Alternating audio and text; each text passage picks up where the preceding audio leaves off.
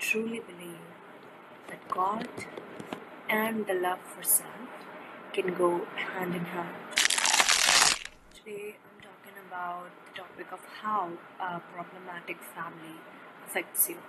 Now, this is a topic where not everybody is going to sympathize with you or even try to understand you, because they will say a family is a family, get over it, right? But nobody talks about how much of a trauma and how much of a heartache it gives you, because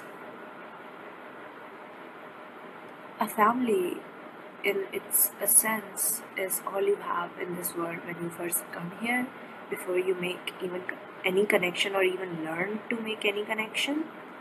So if it's a traumatic experience in and of itself to have a family like that, it will surreptitiously affect your upbringing and you as a person, even if it starts happening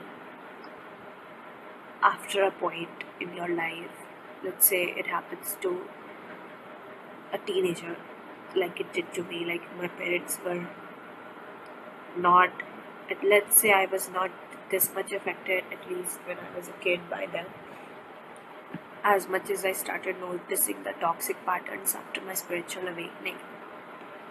So today I'm talking about a problematic family, and I'm going to give my life as an example to you and how I overcame it, because it was a long journey. Let me hell no, it was not an easy journey.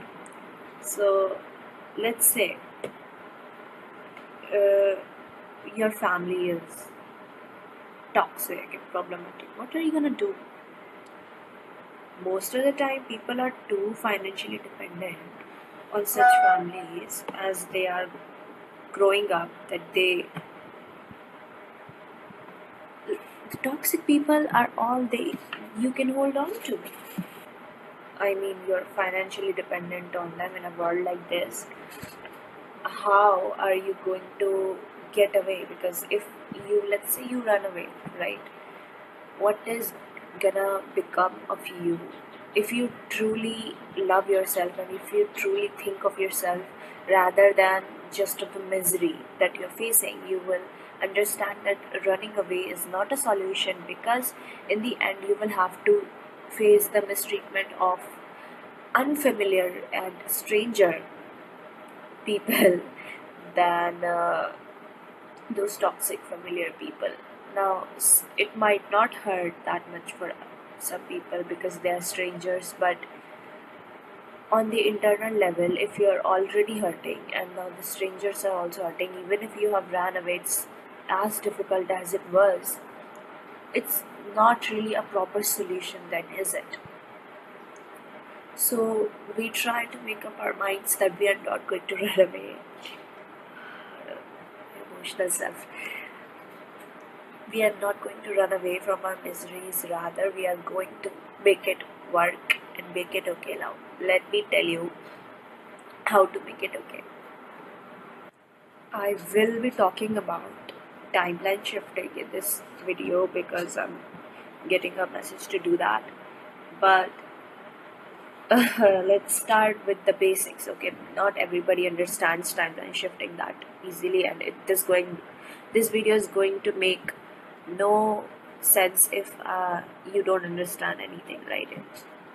So most of us make a karmic contract with our parents before we come here. Now, karmas are one thing, right? That you had a specific karma, now you're eating the fruit of it. But other than that, those karmas are also made out of contracts that you made, and they're leading up to the situation that you made contracts for. Now there are different contracts that you make for different timelines. Okay, so in India, the rishis themselves said that we had 7 lives. Now that does not mean that we only live 7 times. That means there can be an explicit amount of realities that you can exist on based on your continual actions and state of being. Now it is not very easy to jump them out because obviously you are mostly subjected and afflicted, addicted.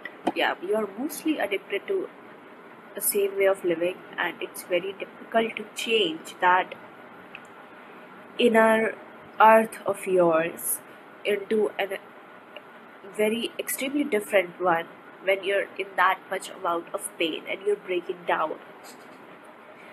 uh, I don't want to add my own story into it. Are you guys even interested? Because I was a suicidal. Okay, and the first time that I ever started cutting my own wrist was never when a boy broke my heart, or yeah, it was when my father hit me for the first time. Because then it felt like the very foundation that I was laid on, the very thing that I was always like, oh, this is never going to go away, it just broke down completely because he showed me his true colors, and simultaneously the world was showing me its true colors as well. My friends, my relationship, my family. So you can say it was like a ending point.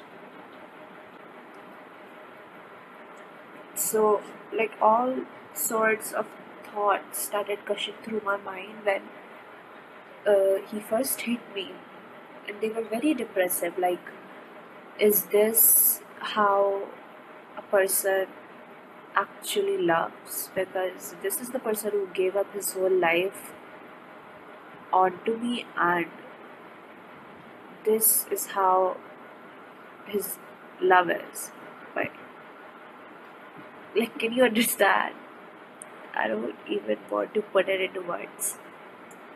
And being the two life paths that I was, I really paid very heavy importance on feelings, because in the end even money is only going to give you a certain type of feeling which is very transitory or fleeting, you know. So I used to put very large amount of importance on people in my life, and now even the people were turning out to be this way. So I really had no choice but to turn to God, because, well, I did not turn to God first at first. It was a long journey and revelation that He had to give me, which might be the case for so many of you, because we mostly do not see the miracles that happen to us in our daily life until and unless we are from like a indigenous culture. And even from indigenous culture like I am, I do not, right? I did not pay that much attention. It took uh, Lucifer to poke so much big of holes right through me to see that the torch he was bearing was pointing right to God. That is the metaphor that I love the most about devil. With that, he only does his job, because in the end, it's us who has to see God. It's always there on our doorstep, trying to get in. The the focus that I put on people, they turned my life 180-degree, but not in a good way. All the self love, because I was self love girly, and believe it or not, I have had a big glow up, and it was a breakdown after that. So, someone who loves themselves so much puts their everything into themselves to have a better life. Now, what are you gonna do if the person that is paying for you so that you can focus on your education and your future career is being impossible? Then you're probably gonna think, well, I will earn for myself. Now, if you're truly thinking for yourself, you will, as I said in the beginning, not do that, because focus on your studies first, right? So, I was a trigger warning. So, this one night, I was like absolutely raggedly laying on my bed. Like, I'm going to end this today. Uh, what's even the point of going by lethally every day? Let's end this here, right? And then I fell asleep. And when I fell asleep, I saw myself in the corner at the top of my room like a ghost. I was clinging to the wall and I saw my body right on the bed and I thought I died. Thought this is over now. And now, even though it was over, I went to my mom. She was in the kitchen in the dream and she couldn't see me. She, I was dead, dude, right? And then, so I went to everyone, nobody noticed me. And now, this feeling of helplessness and anger and like everything that I was feeling in the physical, it kind of 10x multiplied in the astral that I was, which I found out later on that it was an astral projection experience, out of body experience. So it was as if I was dead and now I was helpless, I was stuck there and I didn't know what to do. So that eventually subsided into a dream and I woke up, right? But that led me to believe that this is what happens after you die, right? Before your time. That actually is what happens. So when you die before your time, you're mostly stuck in the material plane and you don't. Well, a part of your soul goes there, the one that is the most resonating with the source, but the one that's always uh, finding misery in this life is going to keep fighting misery in this life and stay here. So that is how basically astral works. So I was there, and after I woke up, I thought to myself, this was even worse than what is been happening to me in the material because now I can sleep and wash it away, but in the physical astral, I will have to constantly suffer it without like any foundation of knowing what's happening there. So it was like a revelation to me from God that this is what happens, do not do it. And after that, I just turned to meditation every time, like all day long, 4 hours, 5 hours. I was just meditating. And I did that for like a year. And my reality has shifted quite a bit. I'm not saying that my dad isn't of a jerk anymore, but you know what? I'm moving away and I'm independent now. And he is not that big of a jerk now. That's because I have jumped some timelines. So in your reality, you are always jumping timelines, like 9 to 10 timelines per second. I can for sure assure you, based on the type of state of mind that you are in, you shift to a similar synchronicity of a timeline. So that is what happens, I believe, from my perspective. But you can strategically move up into your timelines if you have a goal of what you want to do. For example, I want to ascend. That is my ultimate goal in life. So, and I personally also believe that the highest timeline that I can go to is the one that I'm ascending on. So, to get to that timeline, what is it that you have to do? What type of state of being that you have to embody to get there? For example, you have to, let's say you want to get independent and, you know, cut all ties with your toxic family. What are you going to do to get there? You will have to first understand a lot of things. Okay, it's not an easy journey or even a very uh, fast one. I will have to tell you, you will have to meditate a lot to get an insight into why is it that it's happening to you, what type of contracts you made, what is it that you have to learn. You will have to embody that lesson. You will have to know why it is that these people, because in the end, believe it or not, people are always projecting back your own subconscious being. Now that is a very triggering thought for a severing soul, but that is what it is. Now, for you, you basically, what you give to yourself is what the physical gives back to you. That is the code of the matrix. Now, how do you change that? Is you give yourself a different, a complete reframe of your brain. Okay, and you will see you react very, very differently to situations. Okay, and just how you react differently to situation is solid completely gonna change how people react back to you, and that in itself is going to condense down or evaporate the situation a lot.